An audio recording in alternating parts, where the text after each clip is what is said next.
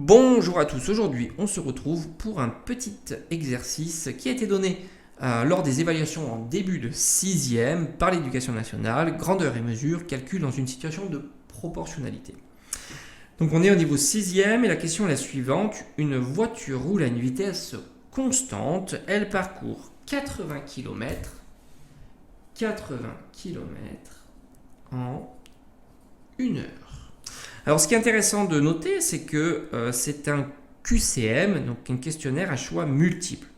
Je trouve ça un petit peu limite, d'autant qu'on pourrait imaginer écrire une petite phrase réponse et ainsi de suite. Je pense qu'en 6e, on peut l'exiger, voire même avant. Quelle distance parcourt-elle en un quart d'heure? Ok, donc un quart d'heure, qui correspond à 15 minutes. Ok.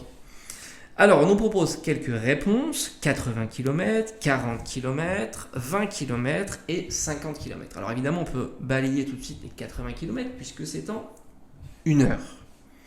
On pourrait aussi balayer la deuxième réponse puisque c'est écrit 40 km et 40 km, c'est tout simplement la moitié de 80. Donc par conséquent, la vitesse étant constante, c'est la moitié d'une heure et la moitié d'une heure, sans trop de difficulté, c'est 30 minutes. Donc on peut balayer 40. La bonne réponse, alors tout simplement, on va chercher un quart d'heure, c'est un quart de 1 heure. Donc un quart, on va donc diviser 80 divisé par 4. Et cerise sur le gâteau, ils nous disent même que la calculatrice est autorisée. Comme si on ne pouvait pas exiger pour un élève de 6e qu'il sache calculer 80 divisé par 4, il peut même le faire de tête. Ce qui nous donne tout simplement 20. Donc la bonne réponse, c'est 20 km de distance parcourue en un quart d'heure.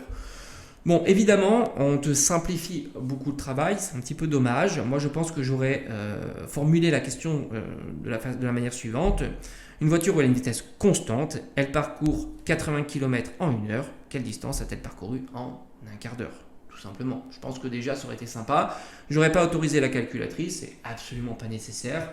C'est une toute petite fraction qui n'est guère compliquée pour un élève de 6e. D'autant qu'on fait des fractions depuis déjà un petit moment dans le programme de CM1, de CM2, voire même avant. Voilà, j'espère que cet exercice ne t'aura pas posé de difficultés.